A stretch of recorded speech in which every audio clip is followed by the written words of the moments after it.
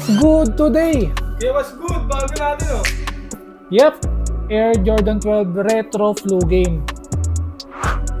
Ang nagbabalik after 9 years. Huling dinrap noong 2016, dinrap ulit ngayong taon 2025 itong Air Jordan 12 Retro Flu Game na first na dinrap noong 1997.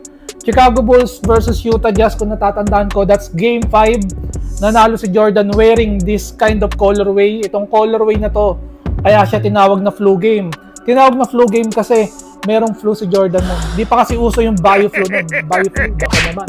Hindi pa uso yung bio-flu nun, kaya nilalagnat siya. Pero ang totoo niyan, sinabi doon sa Last Dance na food poison si Jordan. So, habang naglalaro, hindi maganda yung pakiramdam niya.